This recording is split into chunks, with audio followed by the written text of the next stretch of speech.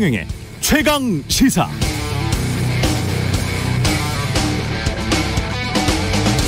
네, 땅값이 올라가면 집값이 상승합니다. 시장 올립니다. 시멘트, 레미콘, 철근, 원자재 값 상승하면 건축비 상승하고 집값이 올라갑니다.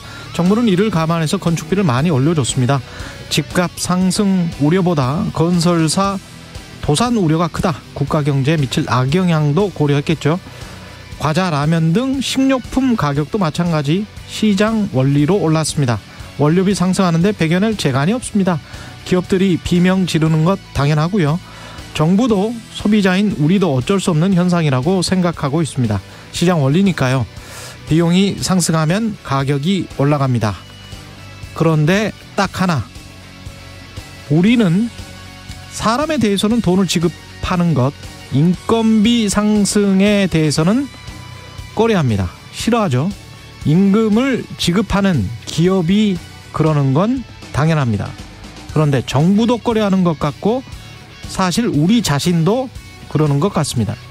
인건비는 최소화해야 한다고 생각합니다. 무분별한 임금 상승으로 국가 경제에 미칠 악영향부터 걱정합니다. 수십 년 동안 한국 언론이 써온 문구죠. 이상합니다. 시장의 원칙이 공정하게 적용되지 않습니다. 물건값 상승하는 건 당연하지만 사람값은 늘 깎으려고만 합니다. 그러면서 세계 최저 수준의 출산율 타령을 합니다. 사실 경제 성장률 떨어질까 봐 걱정하는 거죠. 우리 마음속에 인간은 이미 소모품입니다. 한국은 참 이상한 자본주의입니다. 네, 안녕하십니까. 11월 28일 세상에 이익이 되는 방송 최경영의 최강시사 출발합니다. 저는 KBS 최경영 기자고요. 최경영의 최강시사 유튜브에 검색하시면 실시간 방송 보실 수 있습니다. 문자 참여는 짧은 문자 50원, 긴 문자 100원이 드는 샵9730 또는 유튜브 무료 콩 어플 많은 이용 부탁드리고요. 오늘 최강시사 화물연대 파업 관련해서 국민의힘 이미자 의원 연결해 보고요. 박지원 전 국정원장과 전국 현안 분석해 보겠습니다.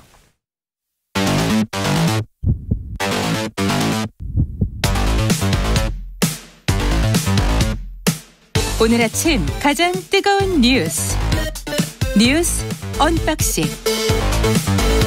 자, 뉴스 언박싱 시작하겠습니다. 민동기 기자, 김연아 평론가 나와 있습니다. 안녕하십니까? 안녕하세요. 예, 강원 양양에서 그 소방 헬기죠. 이거 산불 진화 헬기가 추락했는데 5분이 숨진 것 같습니다. 네, 강원도 양양군 일대에서 산불 예방 홍보 활동을 하던 헬기였는데요. 추락해서 5명이 숨졌습니다. 당시 사고를 목격한 주민들 증언에 따르면 산불을 조심합시다. 이런 방송 소리가 난 지 불과 2, 3초 만에 헬기가 수직으로 추락을 했다. 이렇게 증언을 하고 있는데요. 일단 경찰은 이 헬기가 노후 기종인 만큼 정비 불량에 따른 기체 결함 가능성에 무게를 두고 수사 중입니다. 이게 좀 문제가 되는 게요. 최근에 이제 지자체들이 산불 예방 홍보를 위해서 이제 헬기를 임차하는 경우가 많거든요. 예. 이번 헬기 같은 경우에도 강원 속초시, 양양군, 고성군 등 3곳이 10억 6,897만 원을 내고 다음 달 30일까지 산불 대응을 위해 임차한 그런 헬기였습니다. 그런데 이게 노후 기종이거든요. 이게 얼마나 됐어요? 이게 미국 업체가 제작을 한 게 1975년 6월로 되어 있습니다. 네. 75년 6월? 네. 그렇죠. 제작 연월이? 그렇죠. 거의 50년이 된 거죠. 그러니까 이게 사실 그냥 뜨기는 뜨나? 뜨기는 뜨는데 근데 이게 지자체들이 임차한 헬기 중에 이런 헬기가 적지 않습니다. 그래서 이게 다른 지금 사고로도 이어질 수 있기 때문에 아마 이런 부분들에 대해서 좀 대응이 좀 필요한 것 같고요. 지자체는 싸니까 샀나 보네요. 그렇습니다. 이게 임차했나 보네요. 이제 그 문제가 하나 있고 또 하나 문제는 탑승자 관리에 약간 허점을 좀 드러냈습니다. 원래 이 헬기가 이륙하기 전에 기장이 이제 탑승자 인원을 신고를 하지 않습니까?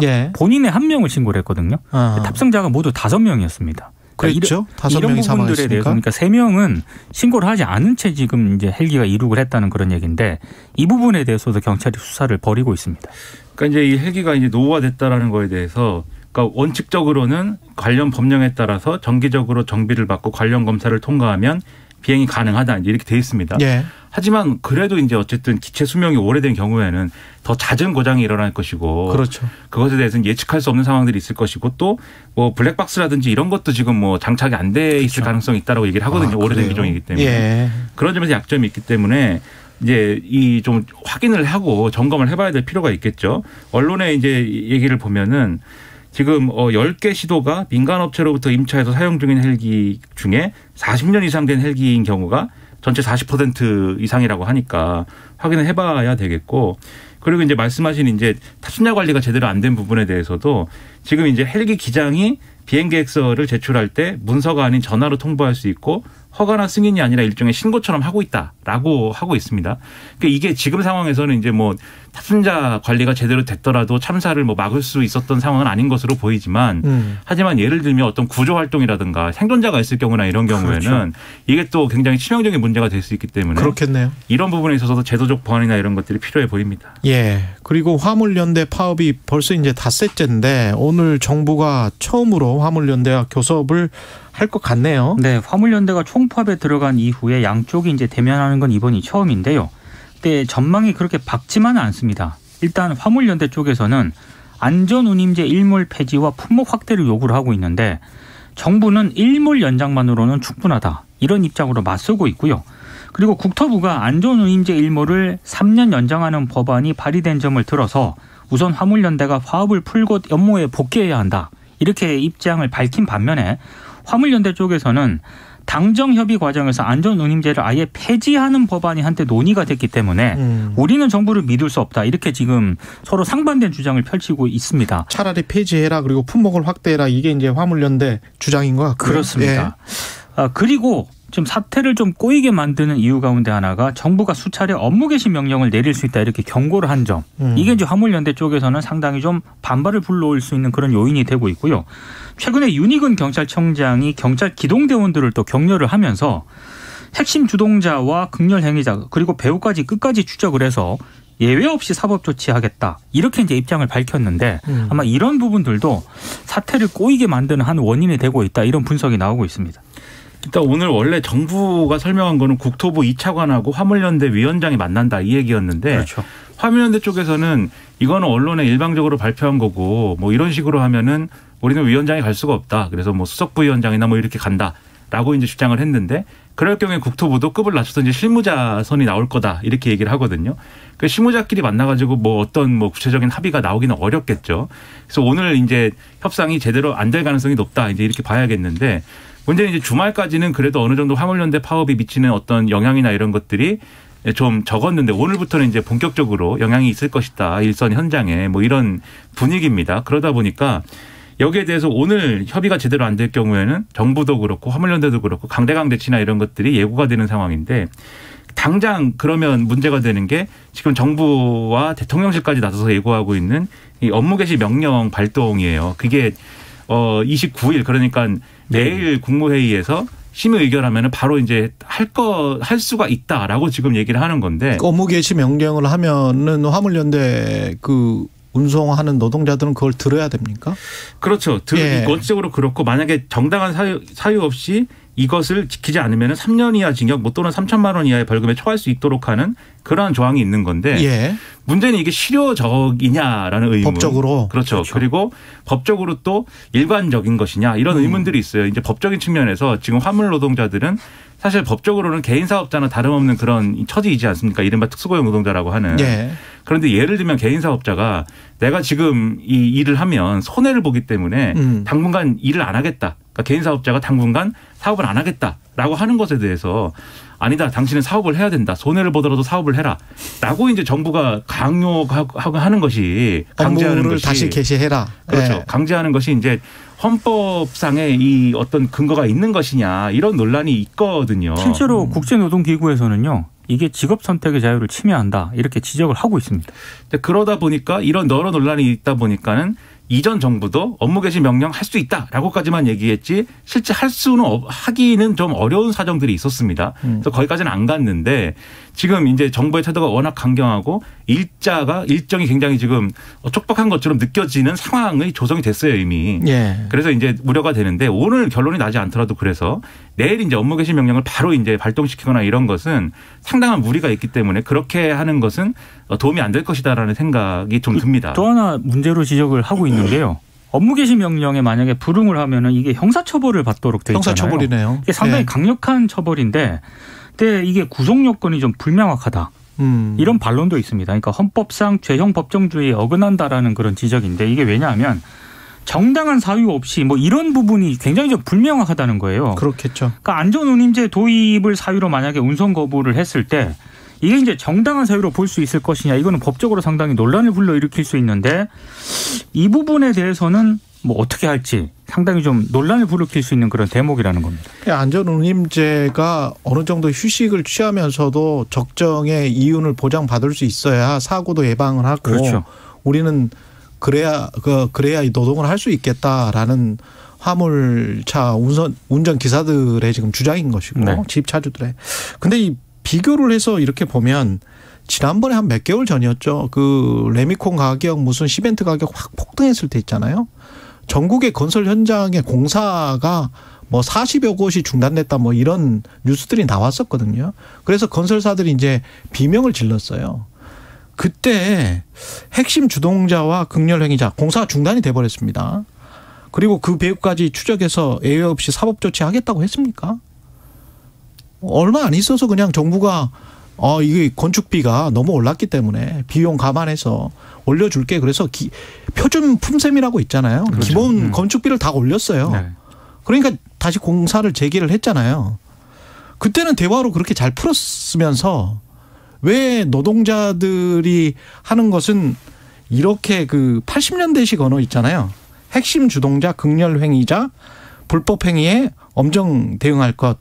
왜 이런 언어를 구사를 하는지 저는 이해가 잘 가지 않습니다. 저는 경찰청장이 그런 주장까지 했는데 그러니까 제가 볼 땐 경찰청장도 어떤 과잉 충성의 용어를 좀 보여준 것이 아닌가라는 생각이 들 만큼 그런 이제 강경한 태도이고 그리고 사실 그건 이제 경찰이 한 얘기고 대통령실이 한 얘기도 좀 굉장히 강한 얘기를 하고 있다라는 생각이 들어요. 이 대통령실 관계자가 이제 지금 언론에 한 얘기다라고 해서 보도가 일부 된 게 업무 개시 명령과 별개로 정부가 주체가 돼서 손해배상을 제기하는 방안도 검토 중이다. 이런 보도가 나왔는데 손해배상을 누구한테 제기하는 거냐면은 지금 이게 이 법적으로 시행사한테 그러면 제기를 해야 되거든요.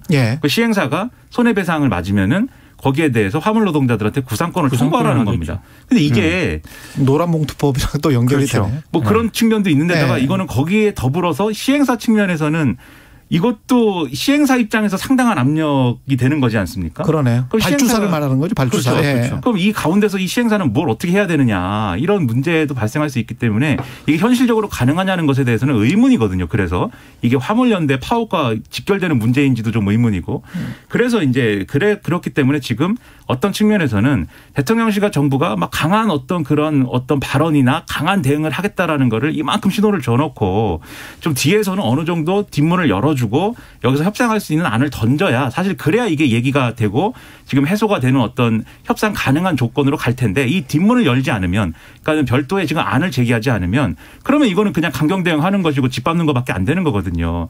그래서 뭐가 됐든 정부가 타협할 수 있는 안을 내놔야 된다. 그래서 최소한 지금 이 안전운임제 대상이 품목 확대나 이런 것들에 대해서는 전향적으로 검토할 필요가 있다. 그런 주장에 대해서 귀를 기울였으면 좋겠습니다. 우리가 지금 착각하는 게 국가 경제라는 게 꼭 대기업과 재벌, 건설사만 국가 경제를 떠받치는 게 아니에요. 그렇죠.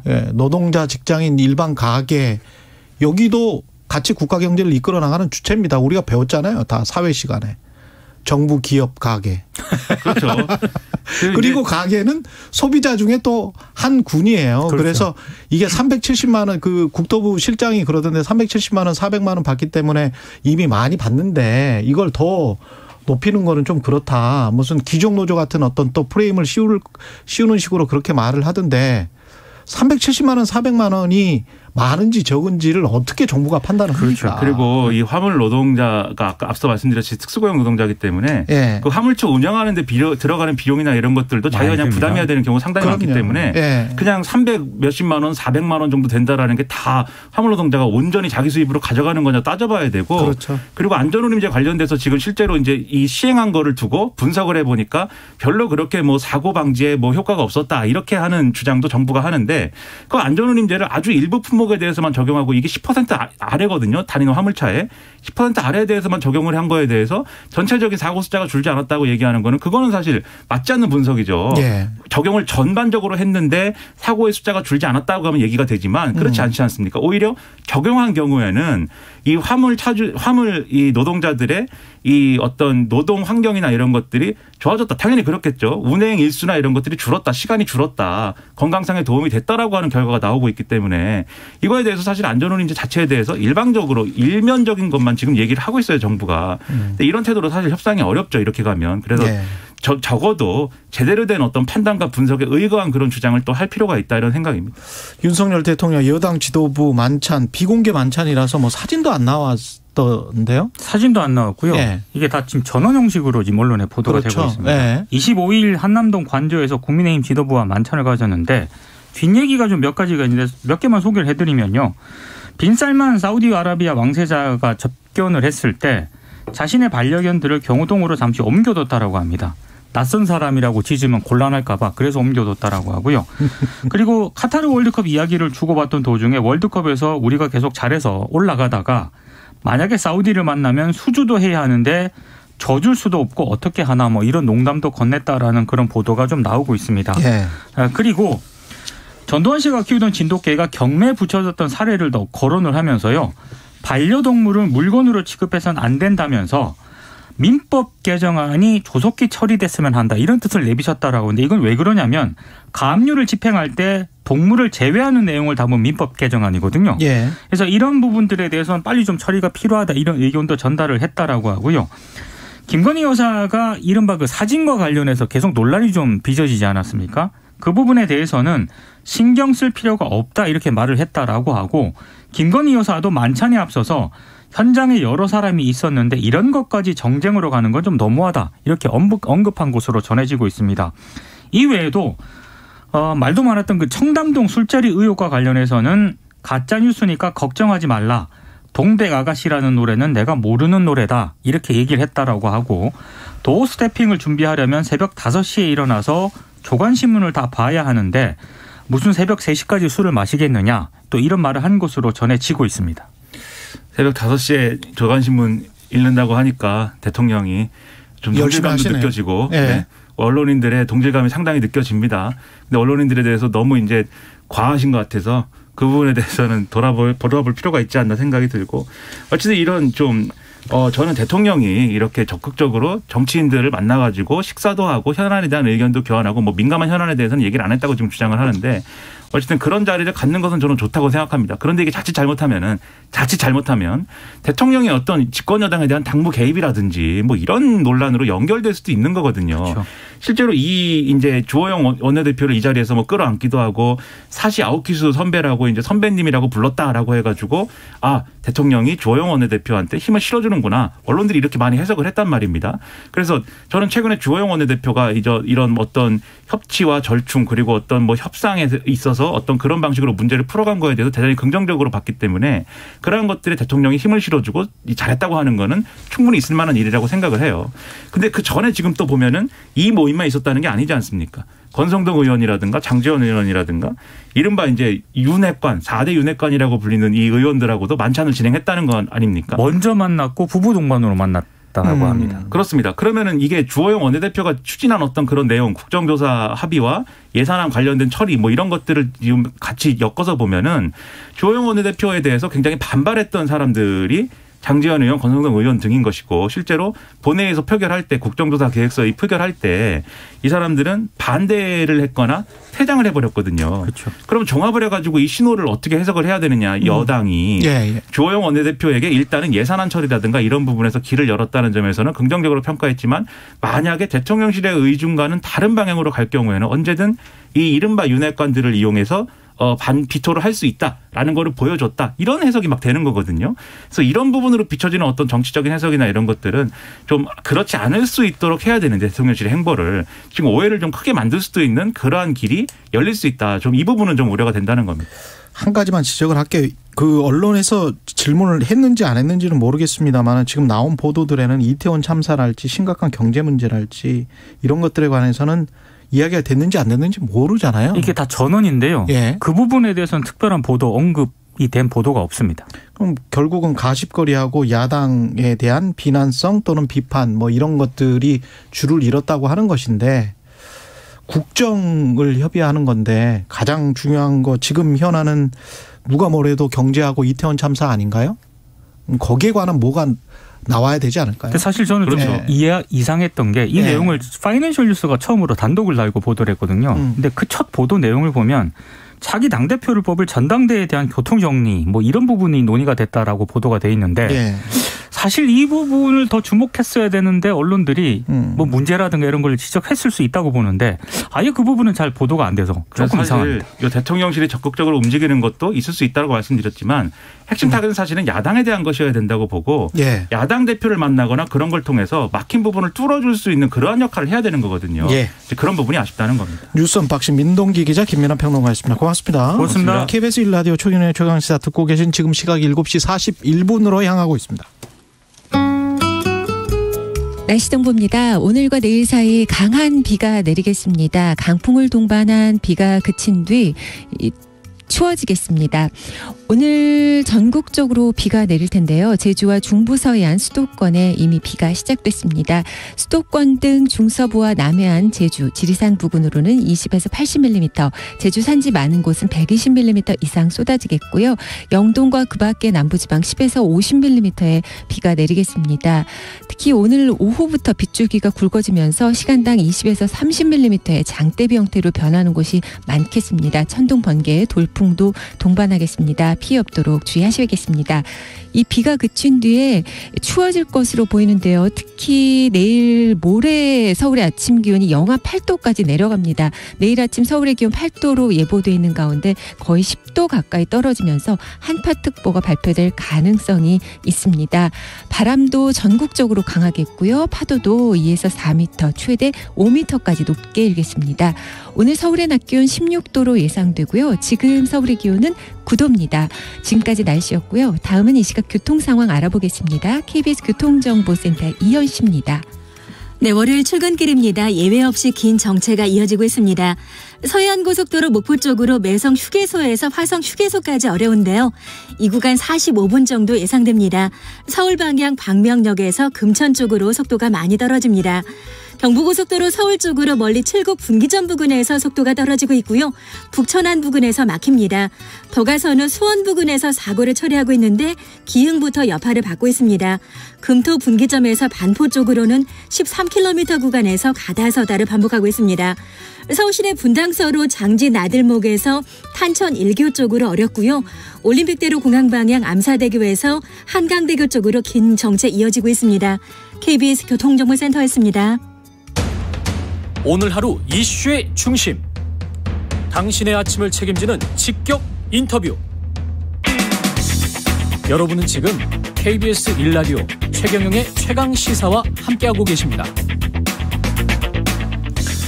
네, 지난주 화물연대 파업에 이어서 오는 30일 다음 달 2일에는 학교, 철도 등 줄줄이 파업에 돌입할 예정인데 여당에서는 어떻게 풀어갈지 국회 환노위 소속입니다. 국민의힘 이미자 의원 연결돼 있습니다. 안녕하세요.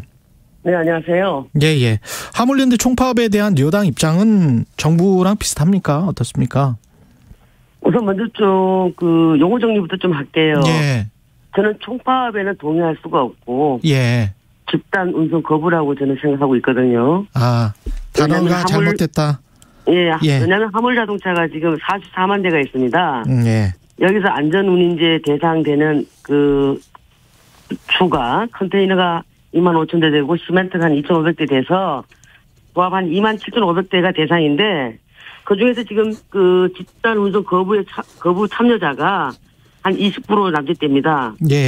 많게는 한 5,000명이라고 볼 수 있는데 이것을 두고 총파업이라고 용어를 함부로 쓰게 되면은 참여하지 않은 다수 사람들이 불편하죠.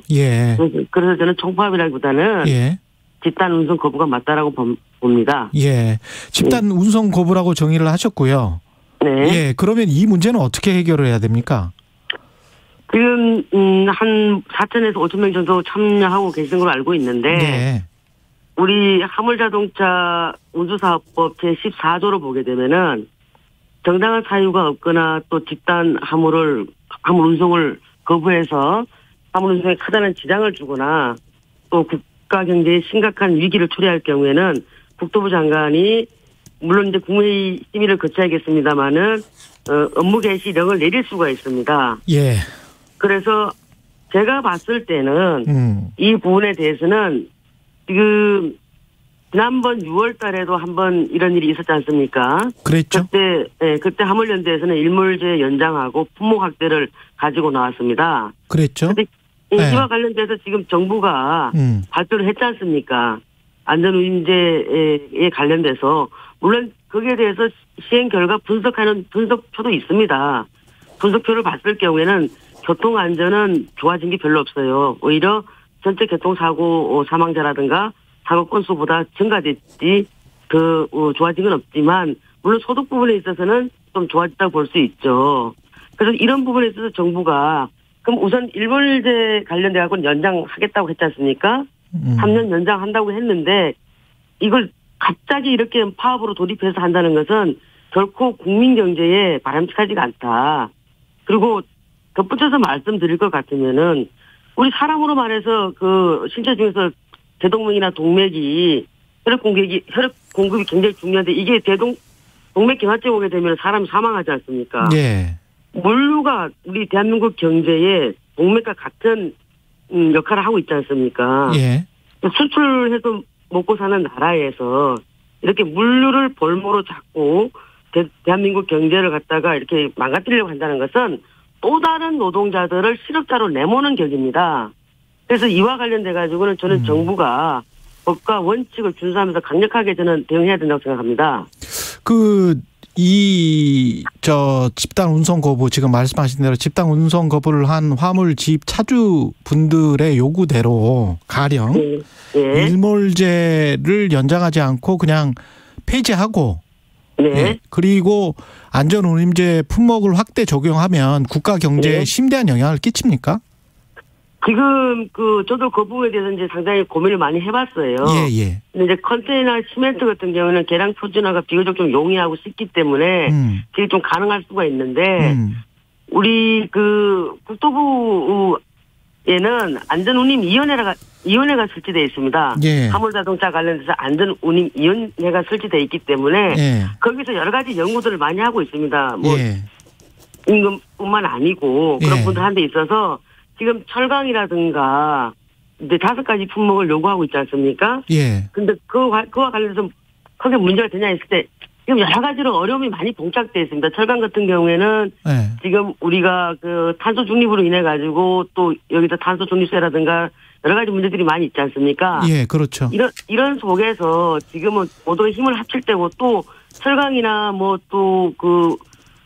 우리 또 유류차 있지 않습니까? 예. 운반 차량 이런 부분들은 소득이 굉장히 높아요. 결과를 보니까 조사해본 내용들을 보니까. 국토부 실장한테 이야기를 들었는데 370만 원, 400만 원 뭐 이런 게 이제 평균이라고 하던데요.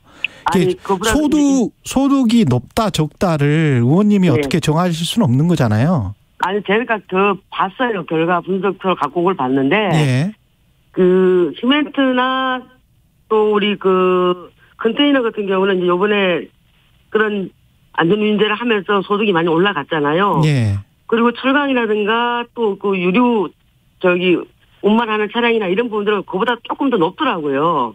그래서 이게 가장 그렇게 시급한 문제는 아니므로 우리 안전운임위원회나 이런 데서 꾸준히 협의를 해 나가면 되고 아니면 나름대로 서로가 TF 팀을 구성해서 계속 논의를 해나가면 되는 것이지 이것을 그렇게 물류를 갖다가 멈춰가면서까지 할 사안인가.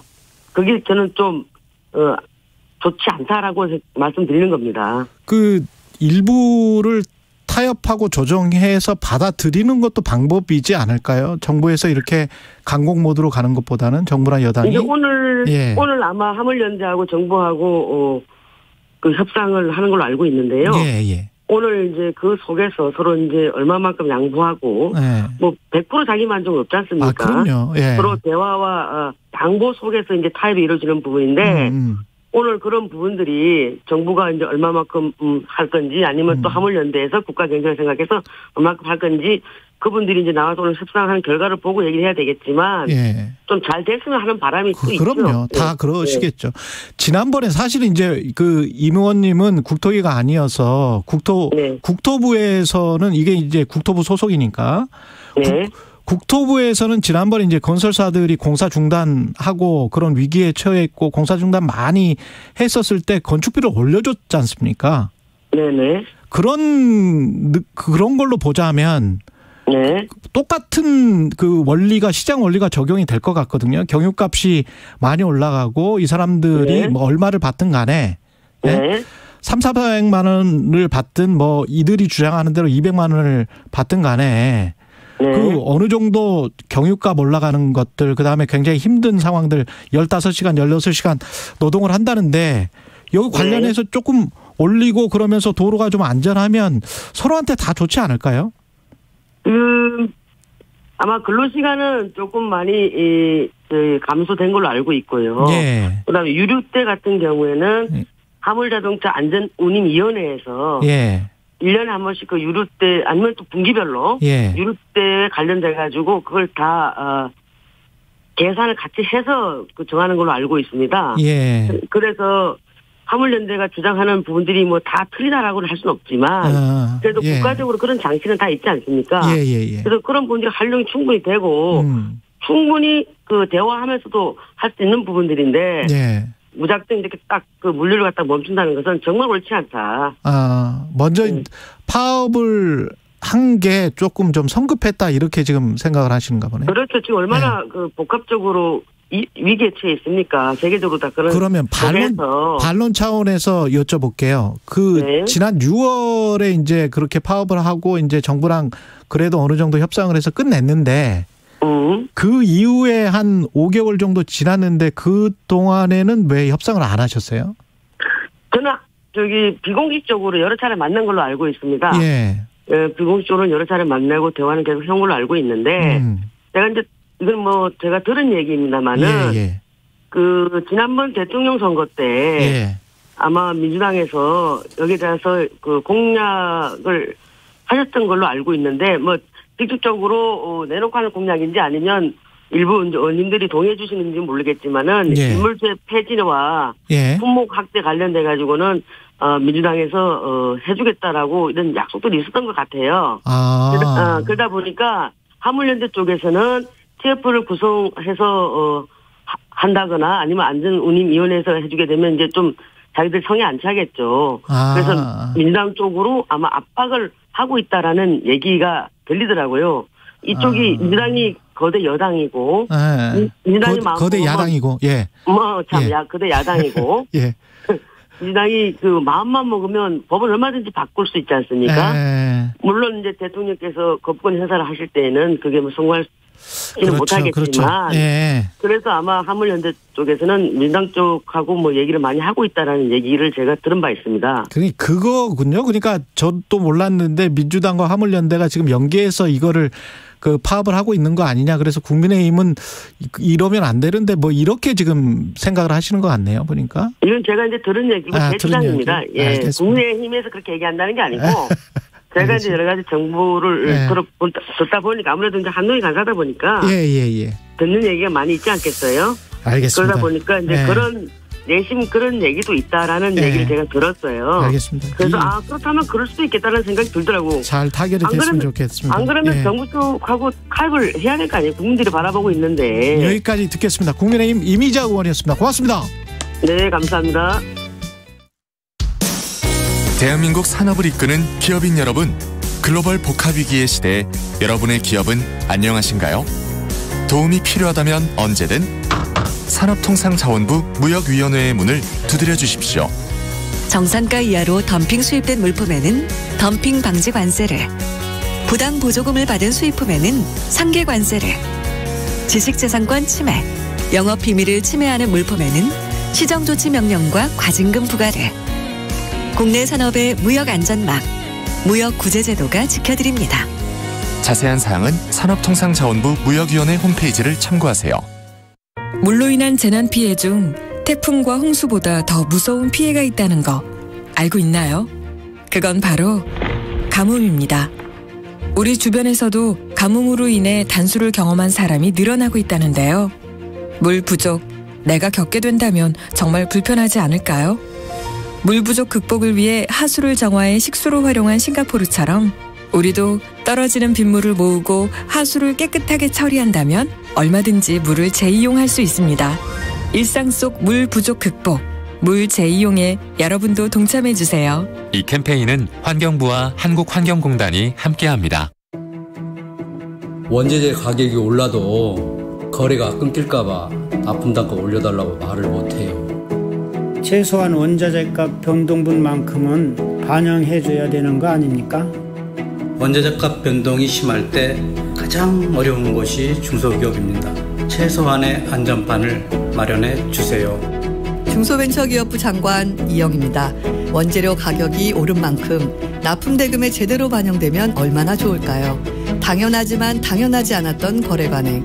이제 납품대금 연동제로 중소기업 여러분의 어려움을 해결해 드리겠습니다.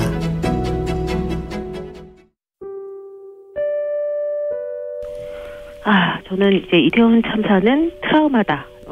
네 글자로 그냥 트라우마다. 많은 사람에게 트라우마 반응이 일으킨 사건이다. 2022 KBS 연중기획 기억을 기록하다.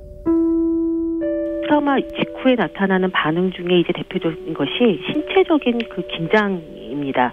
잠이 안 온다던가 머리가 아프고 숨이 잘 안 쉬어지고 이런 신체적인 반응들을 많이 얘기하시는데요. 좀 손쉽게 우리가 스스로 좀 요거를 안정시킬 수 있는 대표적인 방법이 복식 호흡이에요. 천천히 호흡하는 거. 또 호흡을 들이쉴 때보다는 내쉴 때를 더 길게 조금 집중해서 온몸을 좀 느껴가면서 하는 것.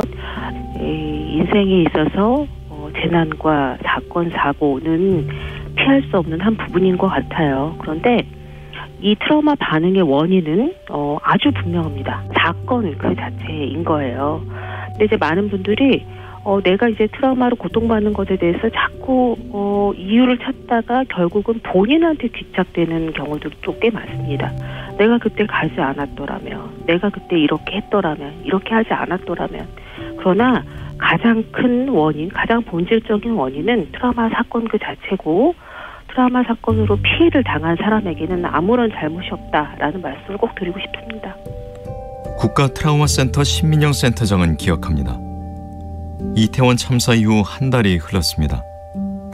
트라우마는 나약해서도 아니고 버티면 나아지는 것도 아닙니다. 아픈 것이 잘못이 아니듯 시간이 약이 될 수도 없습니다. 사고는 피할 수 없었지만 치료를 피해서는 안 될 이유입니다. 당신과 대한민국의 기억, KBS가 기록합니다.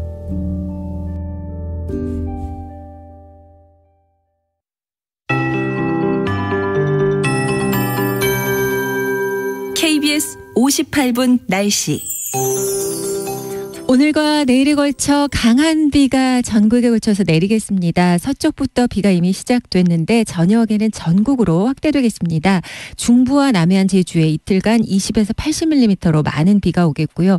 그 밖에 영동과 남부지방 10에서 50mm가량 예상됩니다. 강풍 동반하겠고 천둥 번개 치는 곳도 있겠습니다. 특히 오늘 오후부터 시간당 20에서 30mm의 장대비 형태로 변하는 곳이 많겠습니다. 이 비는 내일 오전까지 오겠습니다. 이 낙엽으로 인해서 배수로가 막힐 위험이 있어서 가을비가 훨씬 더 위험하다고 하는데요. 배수로도 점검하시는 게 필요하겠고 거리 응원 시 피해 없도록 유의하셔야겠습니다. 내일 비가 그친 뒤 찬 공기가 남아 추워지겠습니다. 오늘은 기온이 예년보다 훨씬 높은데 내일 낮부터는 기온이 급변해 낮 기온이 오늘보다 5도에서 10도가량 떨어지겠습니다. 모레는 한파특보 예상되는 가운데 서울의 아침 기온이 영하 8도, 글피에는 영하 9도로 주중반 강추위가 찾아오겠습니다. 오늘 기온을 보면 서울 16도의 낮 기온 예상되고 대전, 대구 20도 등 12도에서 22도 분포가 되겠습니다. 특히 오늘 오후부터 제주와 강원 산지, 내일은 대부분 해안 위주로 전국에 바람이 강하고 또 파도도 높게 일겠습니다. 지금 서울의 기온은 9.6도입니다. 강혜종입니다.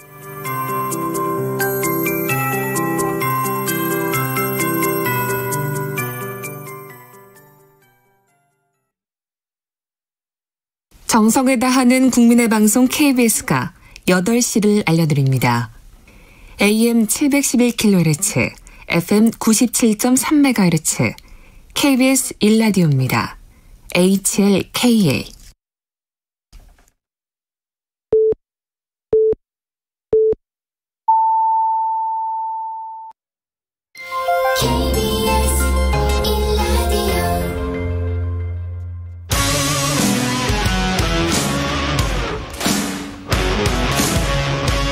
오늘 하루 이슈의 중심 최경영의 최강 시사.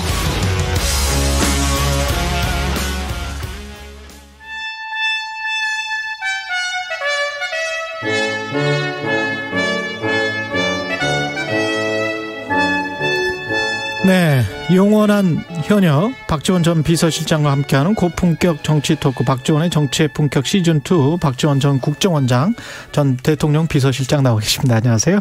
네. 오늘은 우선 네. 월드컵에서 우리가 오늘 이겨야 된다. 가나에 이겨가지고 네. 이 어려운 국민들에게 행복한 시간을 한번 줬으면 좋겠다. 화이팅. 예. 이건 진짜 재미가 없어요. 대한민국 화이팅. 자꾸 이제 사건 사고가 대한민국. 예, 대한민국. 예, 잘 됐으면 좋겠습니다. 이재명 더불어민주당 당대표 이야기가 계속 주말 중에 나와서 이 이야기부터 먼저 여쭤봐야 될 것 같아요. 저는 그것보다 먼저요. 예. 지금 윤석열 대통령께서 집권 7개월 되지 않습니까? 예. 모든 국민들이 모든 언론이 민주당과 협치해라. 이재명 대표 만나라. 이러는데 새로 이사간 관저의 1호선님이 빈 살맨 사우디 왕세자. 그다음에 두 번째가 국민의힘 지도부라고 그러더니 네. 역시 보니까 윤석열 대통령한테 윤핵관이 먼저다요. 윤핵관이 먼저 왔다. 윤핵관을 제1호로 부부동반 초청해서 거기서 얘기를 하셨더라고요. 그렇게 하시면서 야당과 대화 한번 하지 않는 것은 진짜 너무나 소통을 등한시하는 대통령이다. 예. 보십시오. 대통령이 나토 정상회의에 가면서 안 태울 사람 태워가지고 가니까 예. 국가 기강이 무너져서 소방 헬기도 안 태울 사람 태워가지고 추락해서 5명 사망하지 않습니까? 이러면 안 됩니다. 기강이 무너졌다는 기강이 무너졌죠. 지금 중국 보세요. 예. 위구르 자치구의 수도인 우르무치에서 아파트 붕괴 사고가 나가지고 10명이 죽고 9명이 다쳤어요. 이것이 기폭제가 되고 중국의 코로나 봉쇄를 하니까 베이징, 샹하이, 우한 등 전부 들고 일어나서 시진핑 물러가라, 공산당 물러가라. 그런데 또 재미있게도 대만에서는 중국과 대립각을 강하게 세우던 민진당이 패배하고 민생을 중시하는 국민당이 승리하잖아요. 제발 우리 대통령께서도 이재명 대표 헌법상 대통령 자꾸 말씀하시지 않습니까? 예. 무죄 추정의 원칙입니다. 예. 확정될 때까지는 최소한 만나서 협치를 해야지. 윤핵관이 먼저다. 나는 주호영 원내대표 포옹을 했다고 해서 제2호 포옹은 이재명과 해라. 그래야 정치가 풀린다. 정치가 풀려야 나라가 사는 거예요. 예. 네, 화나서 얘기했습니다. 예.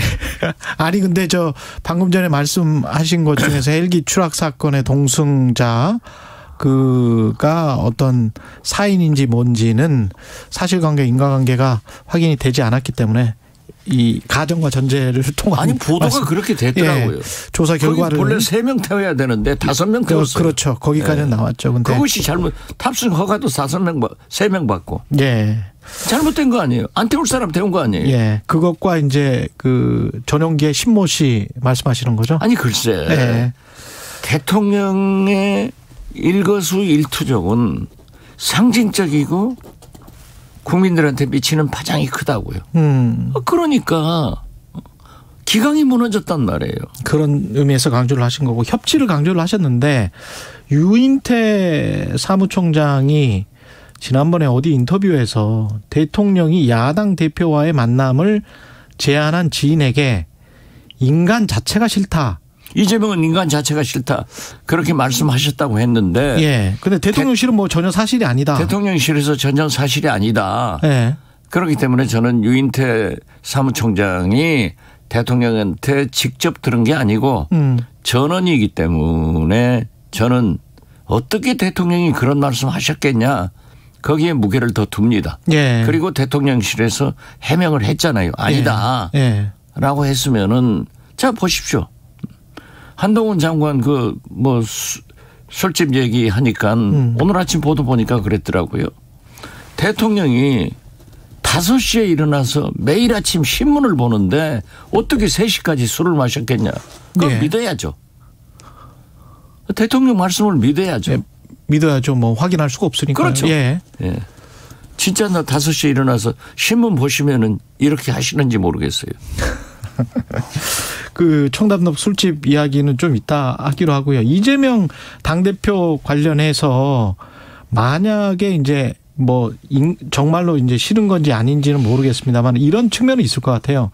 검찰 수사가 지금 진행이 되고 있는데 분명히 칼끝이 이재명 당대표를 겨눈 게 맞기 때문에 대통령실에서는 혹시 민주당의 당대표가 뭐 이재명 당대표로 계속 지속이 될까? 이런 의구심을 갖고 있는 건 아닐까요? 그러면 언제까지 그렇게 할 거예요? 지금 보니까 이재명 대표가 주적이 됐어요.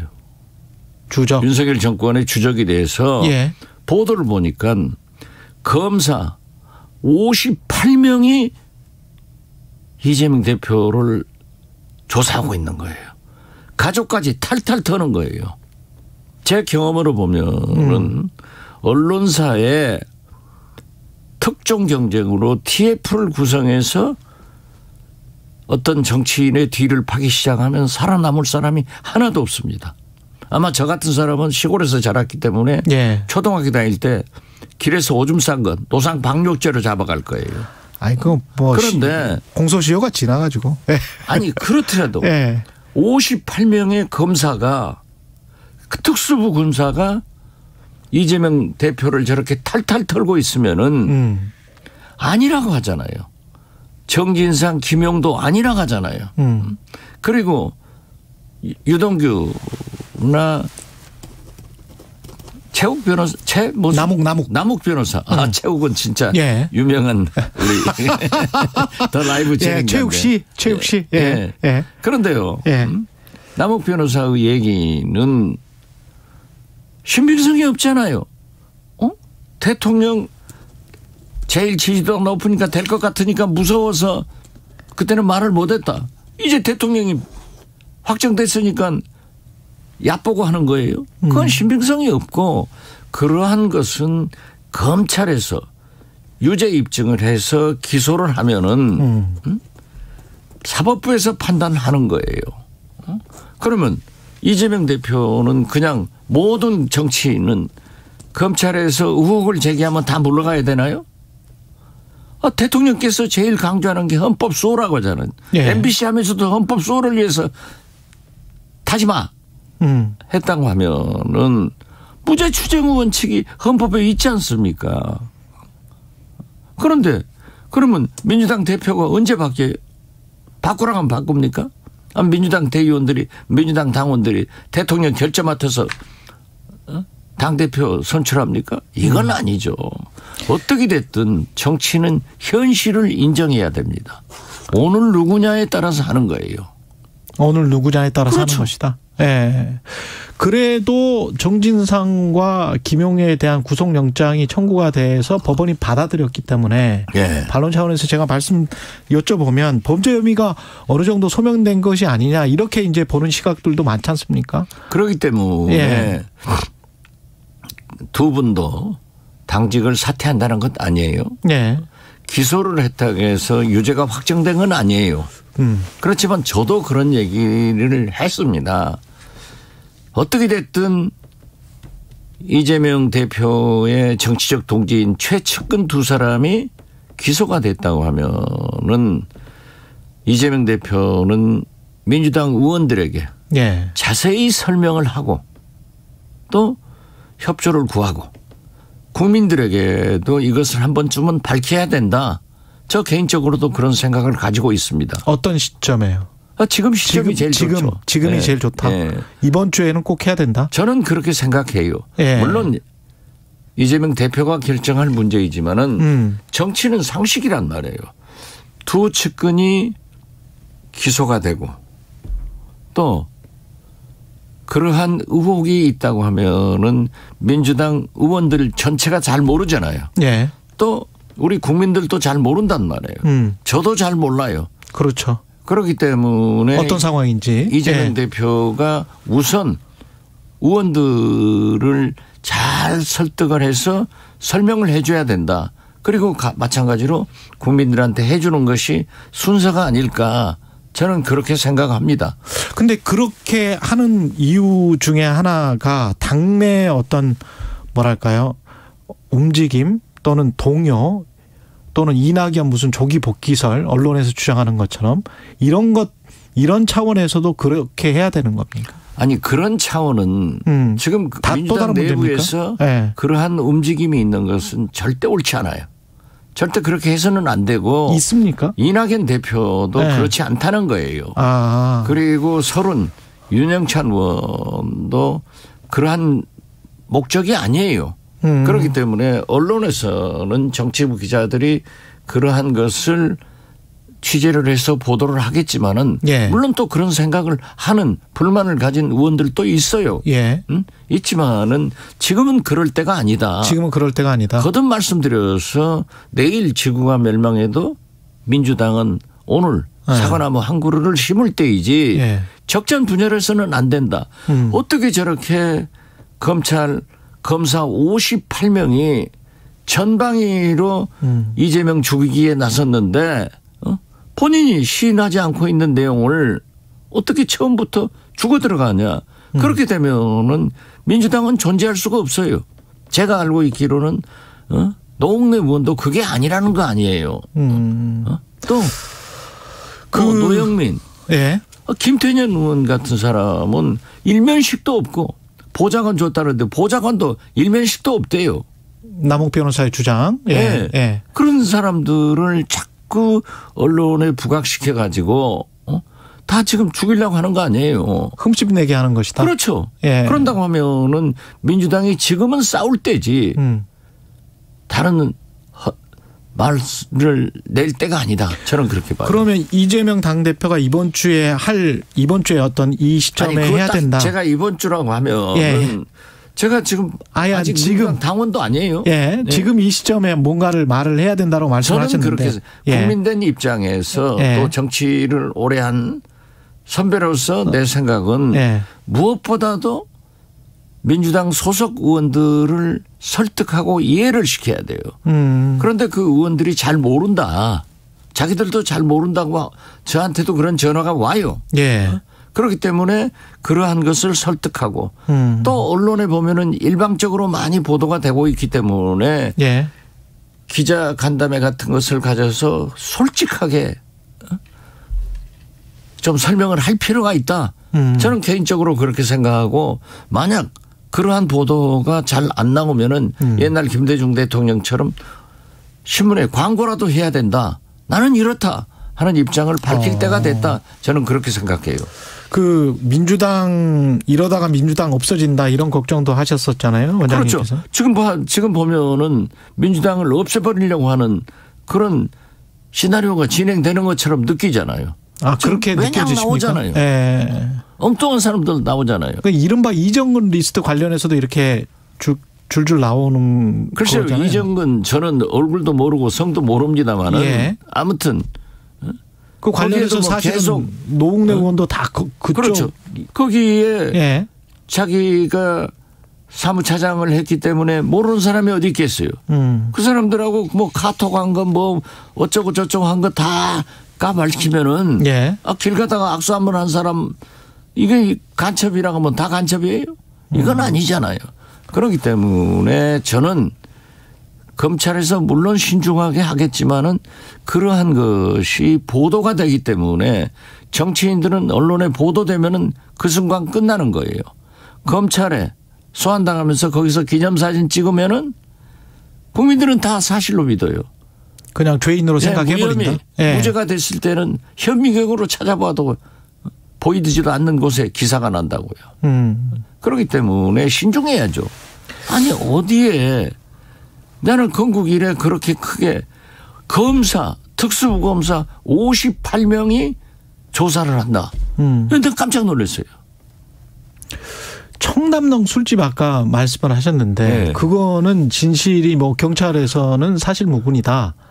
뭐 첼리스트가 거짓말을 한 것이다. 이렇게 이제 보도가 나왔습니다. 글쎄요. 윤석열 예. 대통령도 나는 동백아가씨 한 번도 안 불러봤다 했는데 사실 동백아가씨 이미자 선생 노래는요. 동백아가씨는 돌아다니는 강아지도 불렀어요.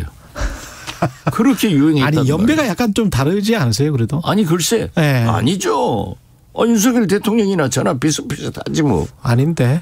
뭐 차이는 있죠. 그렇지만은 예. 동백아가씨는 진짜 당시 강아지도 불렀어요. 예. 얼마나 유행했기 때문에. 물론 대통령이 안 불렀으니까 안 불렀다 하겠죠. 예. 그렇지만은 저도 처음부터 김의겸 확실한가. 저는 그런 얘기를 했어요. 그렇지만은 야당 의원은 그러한 제보를 받았으면은 확인차 한번 질문해 보는 거예요. 그 정도였다. 그렇죠. 그것도 안 하면 야당 의원이 아니죠. 그거 아니면은 아니라고 하면 됐지. 한동훈 장관도 지나치게 과민 반응 내잖아요. 나 오늘 그 TV 탐사 보도하는 거기 그 한동훈 장관 예. 아파트에 와서 더 탐사? 더 탐사. 예. 더 탐사가 배를 누르면서 유튜브 방송을 했다. 예, 자택에 직접 찾아갔더라고요. 예. 저 수십 번 당했습니다. 근데 기자들이 한동훈 이번에 장관이 지금 검찰에서 압수수색 보복이다 이래가지고 무슨 고발을 한 거예요. 고발했더라고요. 예. 기자들이 저요? 옛날 대북 송금 특검 때는요. 우리 아파트 그 앞에 예, 24세대 사는데 예. 집집마다 눌러가지고 제 아내가 핸드백 뭐 들고 다니냐 이런 것도 묻고 이번에 국정원 고발해서 검찰이 제 집 압수수색하는데요. 기자들이 와서 다 찍어가고 누르고 하잖아요. 기자가 본래 그런 사람들이에요. 보통 이걸 그 갖다가 아파트 현관 앞에 앉아 있죠. 앉아 있는 게 그렇지 않아요. 들어와서 다 찍었어요. 아니 그 안 열어주면 보통 앉아 있잖아요. 앉아 있죠. 예, 앉아 있죠. 그런데 그걸 기자들이 한 걸 가지고 물론 저도 어떻게 당신들 나 아는 모든 아는 기자들이 이렇게 심하게 하느냐. 예. 이웃들에게 내 인격은 뭐 되냐 하고 불평은 했지만은 그걸 또 고소하고 말이죠. 이게 말이 안 돼요. 그러니까 부적절하다, 무단 침입이다. 뭐 그렇게 법적으로 정치는 하는 게 아니라니까요. 법적으로는 근데 맞을 수도 있지 않습니까? 법적으로 맞으면 그것이 정치가 되겠냐고요. 그렇지 않습니까? 예. 김건희 여사도 캄보디아 사진 뭐 어쩌고 했다고 그것도 고소를 하면은 되겠냐고요. 이게 검찰공화국 고소공화국 되지. 저는 그런 건 옳지 않다고 생각해요. 정치권으로 풀어야지. 누가 그러면 먼저 대화를 해야 돼요? 어느 지점에서 만나야 됩니까? 가령. 지금은요. 예. 아주 좋은 질문이에요. 예. 지금은 총체적으로 위기 아니에요. 정치, 경제, 외교, 대북, 민주주의. 이 5개 위기가 지금 와 있는데 이걸 풀어낼 사람은 누구냐? 윤석열 대통령밖에 없어요. 그런데 윤석열 대통령이 문제를 만들지 말고 풀어라 이거죠. 예. 그래서 저는 이번에 윤석열 대통령이 국정조사를 주호영 원내대표가 윤핵관들이 그렇게 노골적으로 반대해도 타협을 해놓은 것을 보고 대통령께서 이제 정치를 6개월이 넘으니까 잘 배우셔가지고 시작했구나. 협치가 되겠다. 그리고 대통령 관저에서 주호영 원내대표와 포옹했다고 해서 두 번째 포옹은 이재명 대표하고 하십시오. 진짜 잘했습니다. 예. 했어요.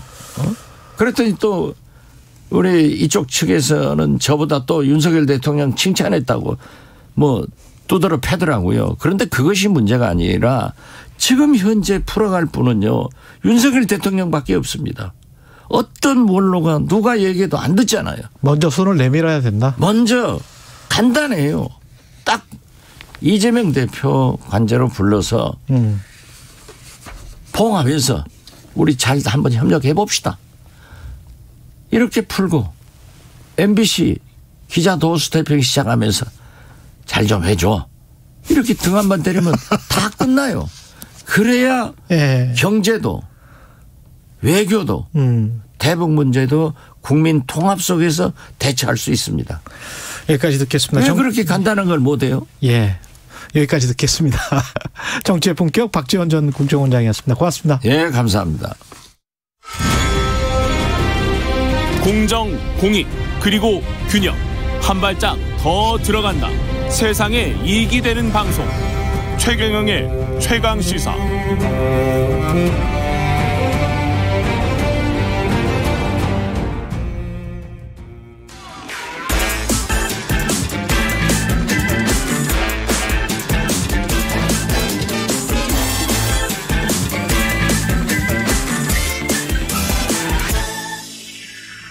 네, 최경영의 최강사 한 번 더 뉴스. 예, 놓치기 쉬운 한 번 더 뉴스. 오늘은 오마이뉴스 박우신 기자와 함께합니다. 안녕하십니까? 네, 안녕하세요. 방금 박지원 전 국정원장 네. 전 비서실장께서 한참 말을 하고 가셨네요. 이걸. 그렇습니다. 네. 예, 오늘 주제가 한동훈 법무부 장관 집 앞까지 찾아간 더 탐사. 인터넷 매체. 네. 원장님께서 말씀하셨지만 예. 조금 구체적으로 보면요. 예. 일단 상황이 더 탐사 취재진 5명이 어제 오후였습니다. 한동훈 장관이 거주하는 서울 강남구 도곡동의 한 주상복합 아파트를 방문을 해서 이를 유튜브로 온라인 생중계를 했는데요. 아파트 정문에서 이 한 멘트가 일요일에 경찰 수사관들이 갑자기 기습적으로 압수수색을 한 기자들의 마음이 어떤 건지를 한 장관도 공감해보라 이런 차원에서 취재를 해볼까 한다고 했고요. 정상적인 취재 목적이고 예고하고 방문하는 것이라 스토킹이나 다른 걸로 처벌할 수 없을 것이다 이렇게 주장을 했습니다. 예. 그래서 공동현관을 통과를 했고요. 엘리베이터를 타고 거주층으로 올라가 현관문에서 여러 차례 한 장관님 계시냐 취재하러 나왔다 소리를 쳤고 도어락을 열려고도 시도를 했다고 합니다. 택배물을 살펴보다가 인기척이 없자 잠시 후 현장을 떠났습니다. 예, 이거 한 장관 측은 주거 침입으로 경찰에 신고했습니다. 네, 사실 주거 침입이 실제로 공용 현관이나 복도 같은 경우에도 이 무단 침입 경우에는 주거 침입에 해당을 한다는 그렇죠. 게 판례입니다. 예. 실제로 경찰에 신고가 되어서 출동을 했다고 하고요. 이게 이제 중요한 게 주거자의 의사에 반했는지가 우선 중요를 하고요. 그렇겠죠. 예, 동의나 묵인이 있었다면 해당하지 않습니다. 또 주거에 평온을 실질적으로 해쳤는지 이것도 이제 단서가 붙는데 그래서 이들의 방문이 한동훈 장관 측에 알렸다고 하는데 이걸 묵인이라고 볼 수 있는 건지 또 초인종을 누르고 문을 열려고 시도한 게 주거의 평온을 해쳤다고 볼 수 있는지 그리고 또 이제 추가로 쟁점이 될 만한 거는 이들의 방문이 공익에 반하지 않는 정상적인 취재 목적에 이것도 쟁점이 좀 될 것으로 보입니다. 법적으로는 그런데 이런 취재를 많이 해봤던 탐사보도 기자로서는 이게 좀 저는 이거 사실 많이 해봤거든요. 전문가시잖아요. 예. 새벽에도 가서 이제 뭐 이렇게 하고 그랬었는데 이게 좀 헛갈리네. 관련해서 이제 한동훈 장관 사이에 갈등이 거세지고 있는데 채용 공고 문구까지 좀 논란이 되는 문구를 실었습니다. 네, 그러니까 양측이 지금 계속해서 이런 트러블들이 나오고 있는데요. 예. 더 탐사의 유튜브 채널 커뮤니티 게시판에 웹디자이너 채용 공고를 올리면서 윤, 한 등이 때려 죽어도 싫으신 분, 그러니까 윤석열 대통령과 한동훈 장관이 정말로 싫은 사람이 지원을 해라 이렇게 조건을 내건 거죠. 예. 이것도 논란이 돼서 국민의힘이 아예 논평까지 냈습니다. 장동영 원내대변인 명의로 아무리 유튜브 방송이라고 하더라도 이런 악의적이고 삐뚤어진 시각을 가진 언론사와 민주당 대변인이 협업해서 의정활동을 하니 참담하다. 더욱 심각한 것은 압수수색에도 의연하게 대처 가능한 분 이런 조건을 제시했는데 이런 방송 태도와 취재 방식을 멈추지 않겠다는 의지 표명으로 읽혀서 우려스럽다라고 했고요. 지금 뭐 청담동 술집부터 해가지고 최근은 뭐지 스토킹 논란까지 해가지고 계속해서 비슷한 양측의 갈등이 반복되고 있습니다. 그 저널리즘 윤리 차원에서 좀 정리를 해보겠습니다. 사실 확인을 하기 위해서 갔다. 근데 이제 전화를 해서 갖고 만나려고 시도를 했다. 그거는 저는 일반적인 탐사 보도 기자들 또는 취재 기자들이 많이 하는 행동이라고 봅니다. 그쪽에서 뭐 오지 말라고 당연히 하겠죠. 하지만 이제 찾아갈 수밖에 없는 게 그 기자의 역할인데 근데 이걸 생중계를 한 거는 이거는 약간 좀 이상한데요. 그거 생중계한 것. 온라인 생중계한 거는 이상하고 그다음에 앞에 일요일에 경찰 수사관들이 갑자기 기습적으로 압수수색한 기자들의 마음이 어떤 건지를 공감해보라 라고 하면서 이제 취재한다라고 했는데 이것도 이런 의도는 아니어야 될 것 같아요. 상식적으로 보면. 왜냐하면 어떤 것과 관련해서 한 장관이 답변을 잘 안 해주기 때문에 자택까지 찾아갈 수밖에 없었다. 이게 이제 일반적인 그 사실 확인 보도를 위한 취재여서 어쩔 수 없이 이제 거기에 갔다. 이런 건데 거기에다 이제 유튜브 생중계를 했다는 거는 상업적으로 이용한 것 아닌가라는 논란이 나올 수가 있을 것 같고 그다음에 채용 공고와 관련해서도 때려 죽여 뭐 정말 싫으신 분 뭐 이렇게 조건을 내걸었다는 거는 기자가 또는 PD가 자질에 꼭 이것만 이게 자질이 될 수는 없는 거 아니에요. 그렇잖아요. 그래서 이것도 좀 비상식적인 것 같고요.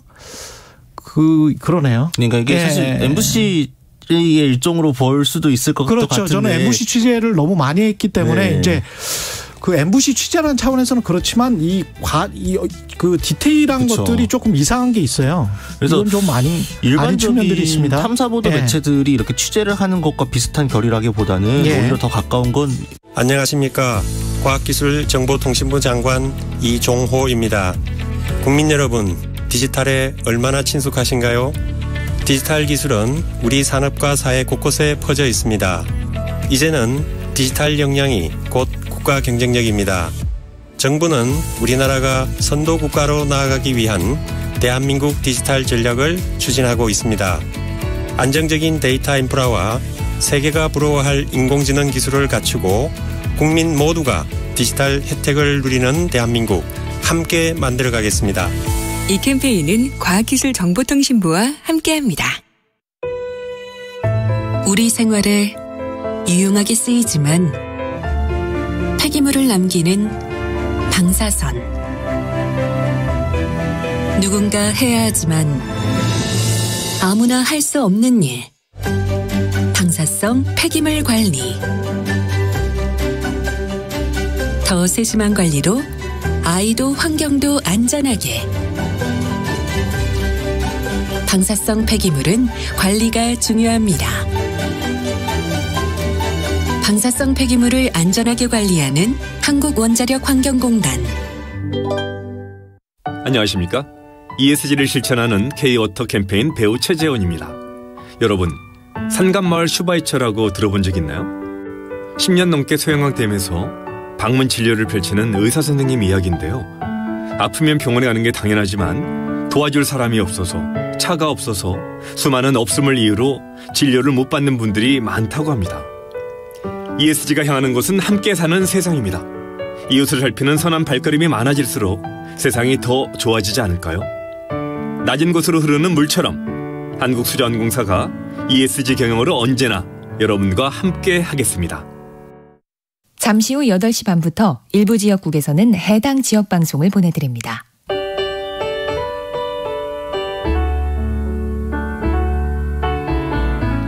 한 해를 또 자신의 인생을 되돌아보기 좋은 계절입니다. 여러분의 경제 스토리는 어떠셨나요? 파란만장하시죠?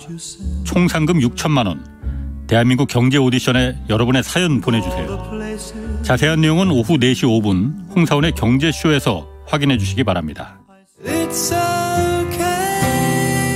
진행은 서툴지만 내용은 알찹니다. 진실의 편에서, 정의의 편에서, 약자의 편에서 뉴스를 전합니다. 주진우 라이브와 함께 더 많이, 더 오래 웃었으면 좋겠습니다. 매일 오후 5시 5분 KBS 1라디오 주진우 라이브. 지금 시각은 8시 30분입니다. KBS.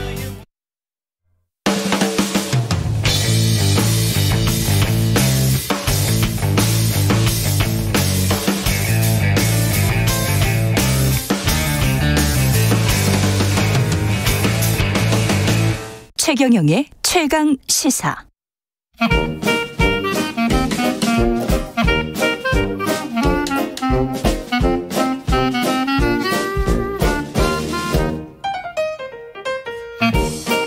네, 2022년도 이제 얼마 남지 않았습니다. 요즘 경제 뉴스를 보면 내년 경기 전망에 대한 내용이 참 많이 나오고 있는데요. 오늘 이광수 미래에셋증권 수석연구원과 함께 2023년 부동산 건설 산업 전망을 해보려고 합니다. 예, 관심 많으실 것 같아요. 예, 안녕하세요. 예, 안녕하세요. 예, 오랜만에 뵙습니다. 예. 예.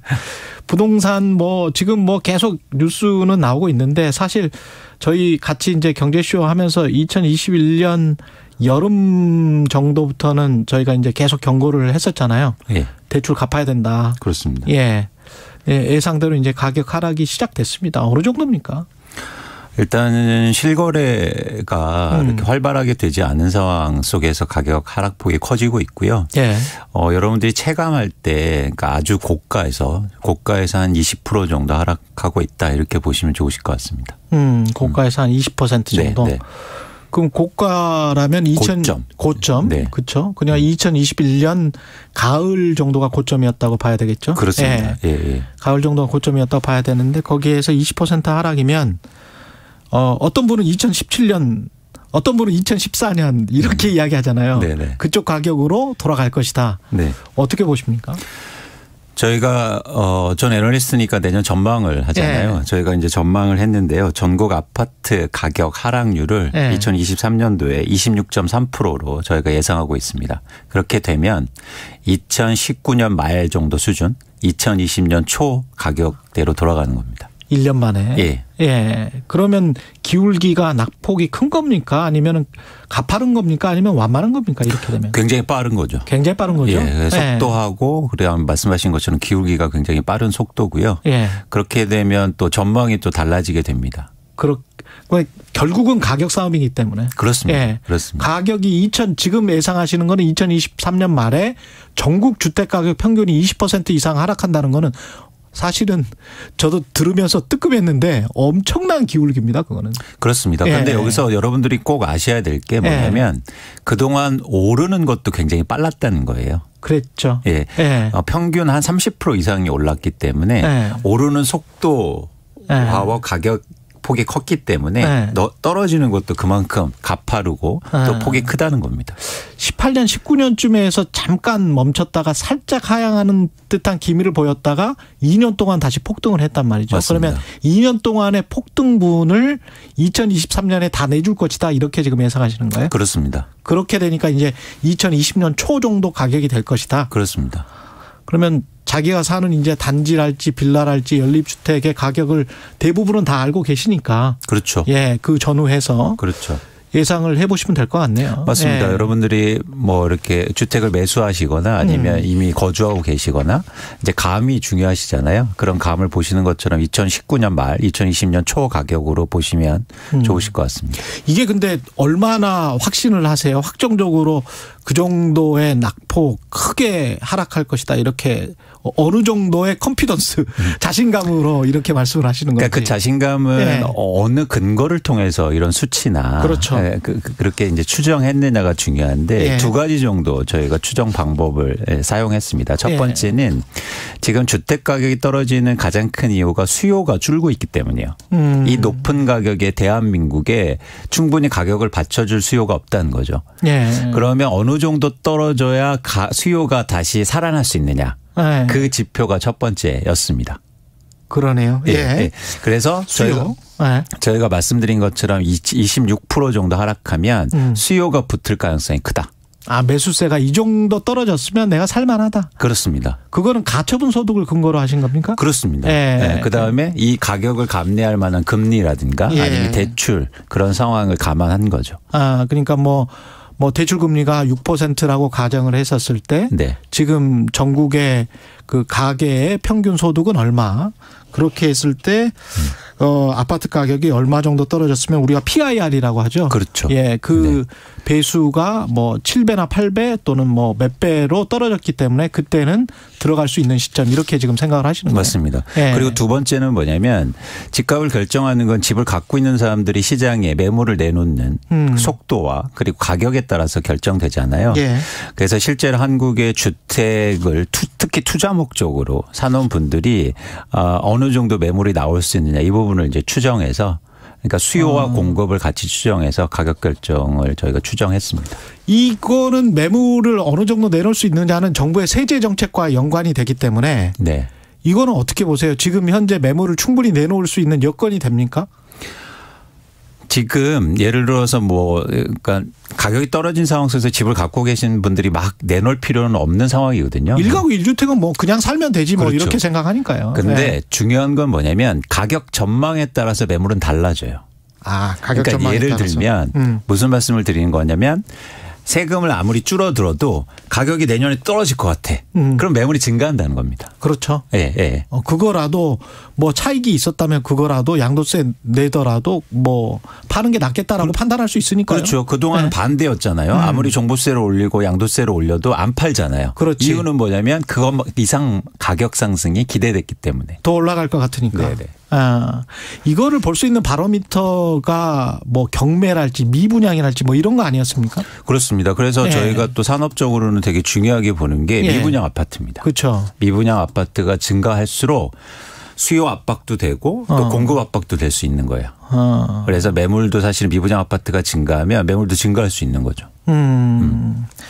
미분양 아파트 현황은 어떻습니까 지금? 그래서 저희가 2023년도 전망하는데 미분양 아파트가 굉장히 중요한 변수가 될 것 같고요.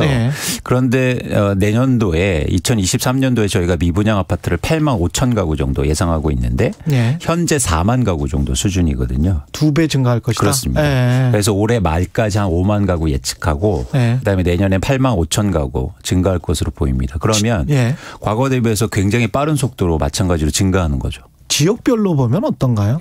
아무래도 지방이 많은데. 지방이 많습니다. 2023년도에는 수도권도 증가할 가능성이 높아 보입니다. 수도권도. 서울은 말씀을 안 하시네.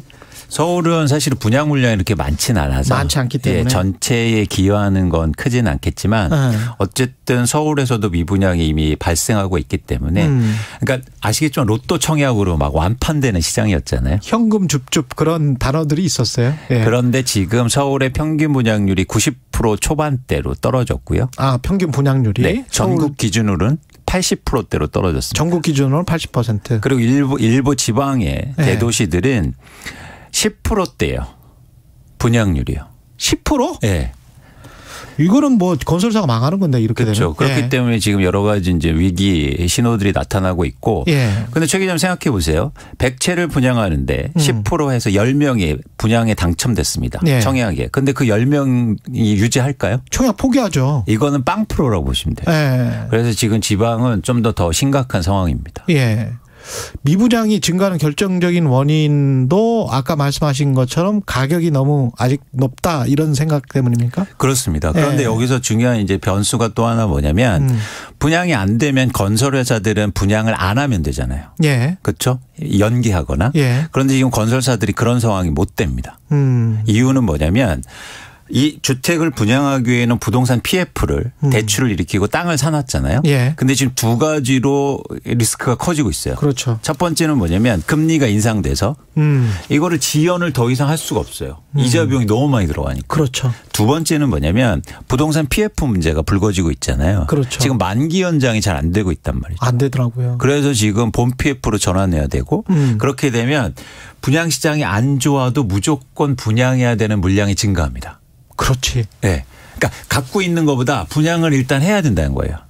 시작. 그렇게 이미 뭐 짓고 있으니까. 그렇죠. 그리고 땅만 갖고 있어도 땅만 갖고 있어도. 네, 연기가 잘 힘들다는 거죠. 왜냐하면 금융 이자 때문에 뭐 건설사가 뭐 배견할 재간이 없어요. 그리고 예. 그 대출도 만약에 분양 안 하면 연기를 안 해준단 말이에요. 그렇죠. 예, 그래서 두 가지 때문에 건설사가 또 울며 겨자 먹기식으로 분양을 또 증가시키거든요. 예. 근데 또 분양 그런 급한 마음을 알면 더 청약이 안 되는 거죠.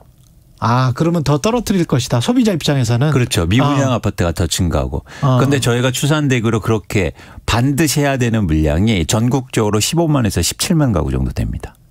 주로 지방에 많습니까, 이게? 수도권도 상당히 많죠. 수도권도 많고. 네. 그렇군요. 이게 어떤 분은 이런 질문을 하셨네요. 5009님은 주택가격 변동이 거의 없었던 지역. 그러니까 별로 안 올랐다. 지금도 2020년도 초 집값이다. 이러면 안 떨어집니까? 라고 물어보셨습니다. 2023년에. 굉장히 중요한 질문을 하셨는데요. 예. 자산 가격의 하락은 예. 상승이 원인입니다. 상승이 원인이다. 상승했기 때문에 떨어지는 거예요. 예. 아, 오르지 않았으면 그만큼 하락폭도 적고 떨어질 가능성이 적습니다. 아, 그러니까 급등했던 지역은 급락할 가능성이 높지만. 그렇죠. 그 상대적으로 별로 안 올랐던 지역은 별로 떨어질 가능성도 별로 없다. 그렇습니다. 네. 그래서 저희가 많이 오를 때 보면 불패라는 얘기를 하잖아요. 그렇죠. 많이 오른 게 더 오를 것 같지만 사실 불패는 없습니다. 불패는 많이 없다. 오르면 많이 빠져요. 네. 네. 정부가 할 수 있는 거는 뭐가 있나요? 이런 경기 사이클에서는? 사실은 전 정부가 어떤 가격의 변동, 그러니까 가격의 큰 흐름을 바꿀 가능성 적다고 봐요. 그러니까 정부의 정책으로? 네. 쉽게 말하면 가격이 떨어지고 있는데 여기서 가격을 다시 큰 방향성을 바꾸거나 반대도 그렇잖아요. 막 그랬죠. 오를 때 잡기도 힘들죠. 그래서 저는 정부가 해야 될 일은 두 가지로 보고 있는데요. 첫 번째는 뭐냐면 진폭을 줄이는 겁니다. 진폭을 아까 그 기울기 속도. 그렇죠. 네. 많이 빠지는 그 폭을 줄이려고 노력을 하는 건다든지. 아니면 금융으로 위험이 전이될 것 같은 그렇죠. 그런 생각 때문에. 그렇죠. 그 정도만. 예를 들어서 가격이 크게 오를 때도 더 크게 많이 오르지 못하도록 사실 정책으로 조율을 해야 되죠. 이런 정책이 필요하고 두 번째는 뭐냐면 주거복지잖아요. 주거복지. 네. 공공임대주택은 꾸준히 지어라. 그렇습니다. 그런데 여기서 특이한 게 뭐냐면 앞으로 미분양이 증가한다고 하지만 미분양이 증가하게 되면 이제 건설사들은 땅을 안 사게 될 거예요. 그러면 향후로 3, 4년 후에 또 분양이 감소하고 공급이 감소하게 돼 있습니다. 그렇게 되면 집값의 급등의 원인이 될 수 있거든요. 그렇기 때문에 이렇게 시장이 안 좋을 때는 정부가 오히려 공공 분양 내지 공공 비중을 높여서 안정적으로 공급이 이루어질 수 있게 나중에 추후에 그런 노력을 지금 해야 되죠. 그래야 중서민들의 주거에 그런 어떤 주거 복지를 이룰 수 있다는 겁니다. 이 금융과 관련해서 딱 한 가지만 부동산 PF가 뭐 지금 뭐 만기 도래하는 게 뭐 150조다 뭐 내년 상반기에 뭐 50조다 뭐 100조다 이런 이야기 하잖아요. 네. 관련해서 미국이 금리를 올리는 걸 스탑을 하면 5%든 뭐 어디든 간에 4.5든 스탑을 하고 우리도 내년 뭐 봄쯤에 멈추면 그러면 시장이 선반영을 했다라고 보기 때문에 PF 이제 돌아가는 거는 이 정도면 이제 대출 이자는 어느 정도 선에서 정착이 된 것 같고 그렇게 되면 그때부터는 돈이 좀 돌까요? 가능성은 보세요? 있습니다. 왜냐하면 부동산 PF라는 게 돈이 되는 시장이어서 금융권 입장에서는 사실은 계속 사업을 추진할 수 있는데 중요한 건 뭐냐면 말씀드린 것처럼 내년에 2023년도에 미분양 아파트가 증가하면 부동산 PF가 줄 수 있다는 거예요. 리스크가 커지기 때문에. 금융시장이 완화돼도. 그렇군요. 돈 자체 공급이 안 될 수 있다. 그렇죠. 지금 근데 아까 급등했던 적은 급락할 수 있다라고 말씀하셨으면 역양극화가 일어날 수 있습니까 혹시? 그러니까 지방에서 별로 안 올랐던 지역은 그냥 잔잔하게 그렇게 그냥 가고 서울의 핵심 지역이 오히려 급락할 수 있는 가능성이 있습니까? 굉장히 높죠. 그러니까 그렇습니까? 과거에도 보면 집값이 하락할 때 그런 현상들을 보이고요. 그랬죠. 그래서 그런 현상이 또 반복될 가능성이 높습니다. 2023년에? 네네. 알겠습니다. 강남이라고 안심할 수 없다. 오히려 강남이어서 더 불안할 수 있다. 이런 측면이네요. 그렇습니다. 이미 뭐 그런 현상들이 나타나고 있고요. 이광수 미래에셋증권 수석연구위원이었습니다. 고맙습니다. 고맙습니다. KBS 1라디오 최경영의 최강시사 듣고 계신 지금 시각 8시 44분입니다. 이 시각 출근길 교통정보입니다.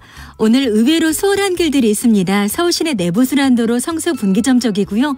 소통이 대체로 원활합니다. 동부간선도로 성수대교 방향 평소보다 덜 막히고 있는데요. 지금은 중랑교부터 속도가 떨어지고 있습니다. 강변북로 일산 쪽으로 구리 시계에서 한강대교 쪽으로 구간 막히고 있는데요. 정체가 그렇게 심해 보이진 않습니다. 다만 성산대교를 지나서는 사고가 발생했고요. 서강대교부터 여파를 받고 있습니다.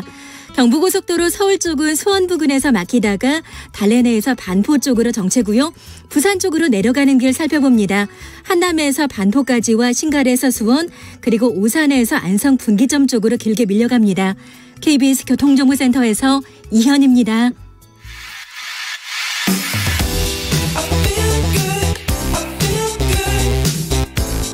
세상에 이익이 되는 방송 최경영의 최강시사.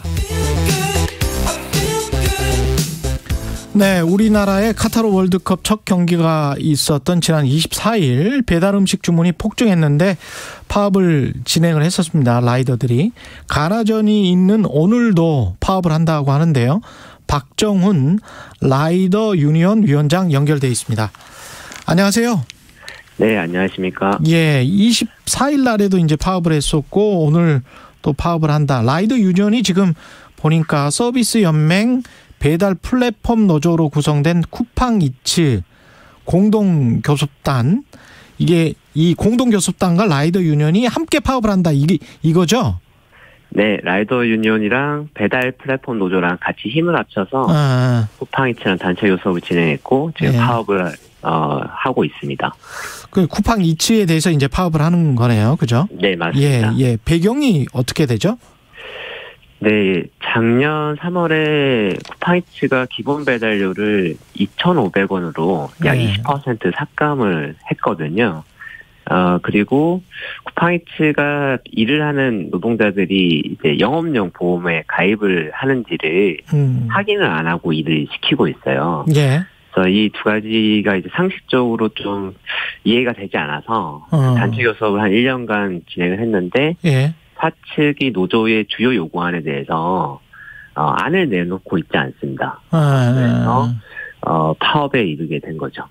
그 소비자들 입장에서는 쿠팡이츠를 안 사고 이제 다른 쪽에서 사게 될 테니까 쿠팡이츠의 매출 타격은 심대할 것이고, 특히 이제 가나전이나 이런 거 할 때는 아무래도 배달을 많이 시켜 먹으니까 그런 의미에서 이제 이날 파업을 하겠다, 단체 행동을 하겠다, 이렇게 생각을 하신 거군요. 네, 맞습니다. 예.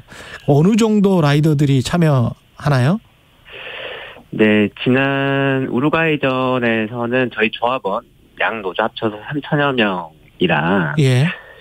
저희가 예상한 것을 좀 넘어서서 이제 비조합원들도 많이 참여를 하셨고요. 예. 그다음에 이제 자영업자 중에서도 쿠팡이츠는 맞고 다른 앱은 켜놓은 경우가 많았고, 소비자들도 다른 앱을 이제 쓰다 보니까 다른 앱 같은 경우는 일시적으로 오류가 난 경우도 있었습니다. 그 정도로? 예. 네, 그렇습니다. 근데 이렇게 해서 요구하시는 것들, 지금 요구하시는 거는 뭡니까? 요구하는 거는?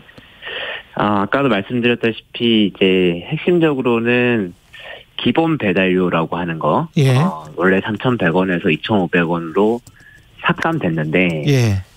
이 삭감됐다고 하면은 이제 자영업자나 소비자들도 부담이 줄었다면, 저희도 이해는 나는데, 그것도 아니고, 그리고 저희가 이제 장거리를 가면 거리당 할증이라는 것이 붙지 않습니까? 예.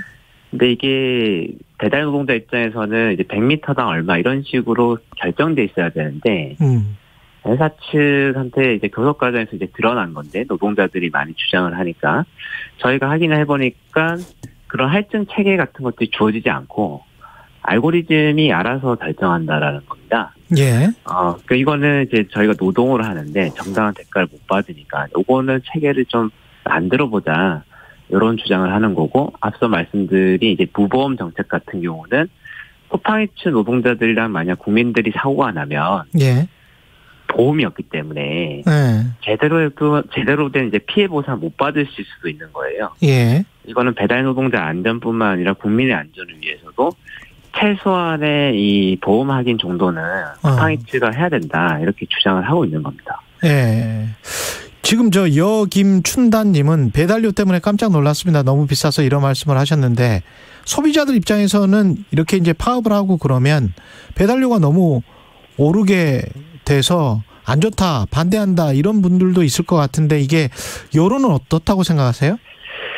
네, 요거는 사실 이 플랫폼이 자영업자랑 소비자가 내는 부담, 그다음에 그 배달 노동자가 가져가는 부담, 이거를 정보를 투명하게 공개하지 않기 때문에 발생하는 일인데 자영업자들은 6,000원씩 고정으로 쿠팡이츠에 내고 있습니다.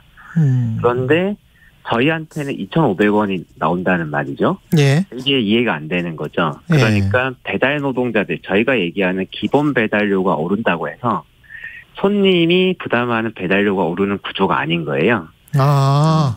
예, 심지어는 쿠팡이츠가 이제 배달료가 낮추고 나서 배달 노동자들이 배달을 잘 안 할 거 아닙니까? 예. 그래서 이게 위기라고 생각했던지 쿠팡이츠 플렉스라고 쿠팡이츠 배달을 외주화해서 대신해주는 업체에 이제 맡겼는데 여기서는 노조 주장대로 기본 배달료 4,000원 이상으로 보장하고 있거든요. 예. 그렇다고 손님의 배달료가 오르고 있지는 않는 상황인 겁니다. 근데 이 자영업 하시는 분들도 배달료가 너무 많아서 만약에 이제 배달료를 올리면 쿠팡이츠 입장에서 봤을 때는 제가 반론 차원에서 말씀드리면 쿠팡이츠 입장에서 봤을 때는 우리도 지금 계속 적자가 나고 있기 때문에 그거를 결국은 저 분담을 하는 수밖에 없다 이렇게 주장하는 거 아니에요? 네.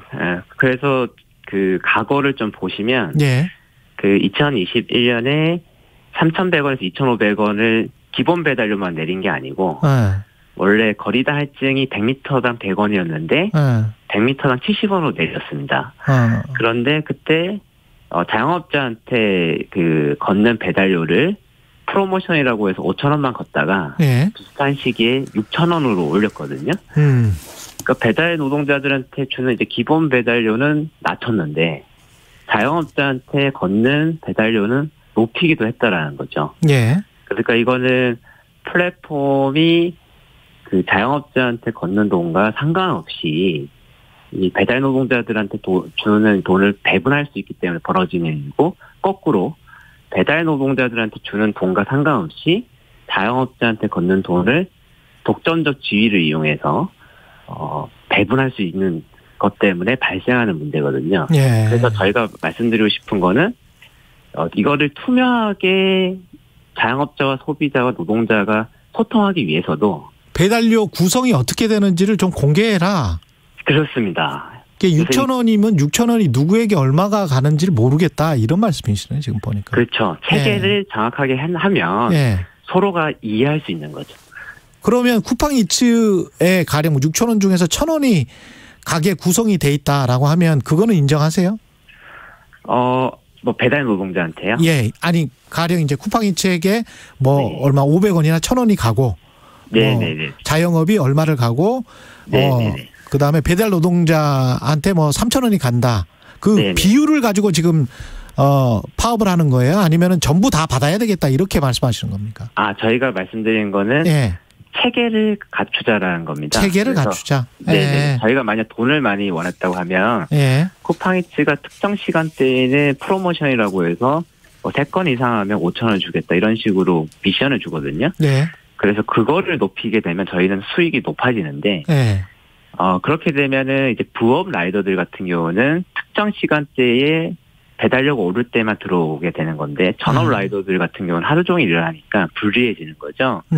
그래서 저희가 얘기하는 거는 배달료를 많이 올리자가 아니라 투명하게 배분하는 체계를 갖추자라고 주장을 하는 겁니다. 사측에서는 뭐라고 합니까?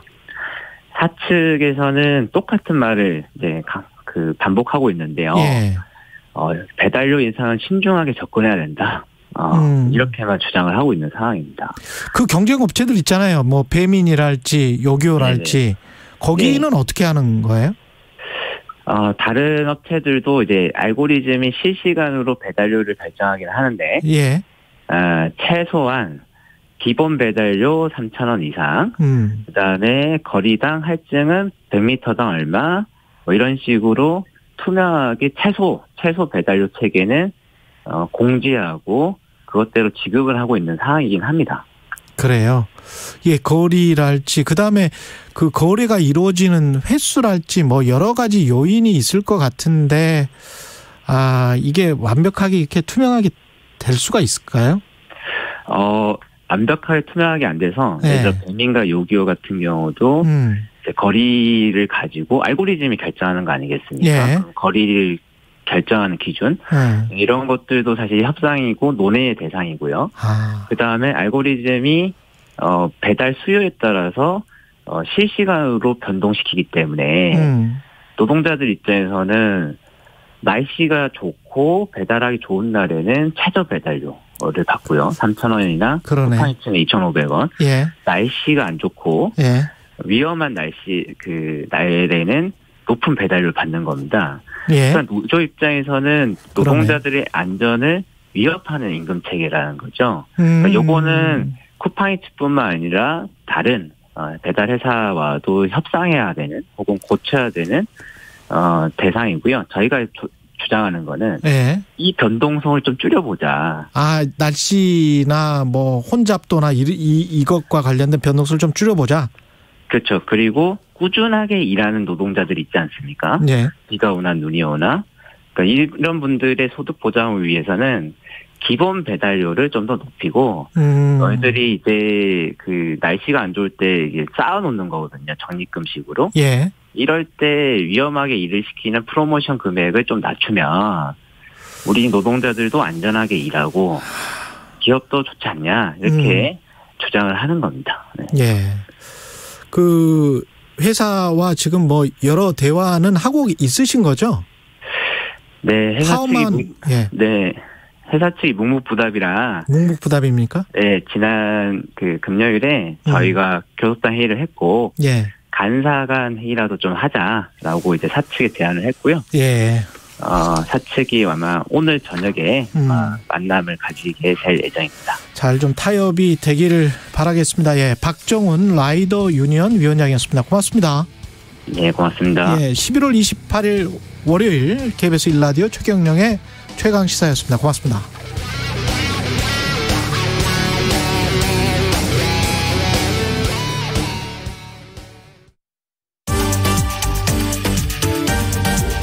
겨울철 실내 활동이 증가하고 면역이 약화되면서 코로나19가 다시 증가하고 있습니다.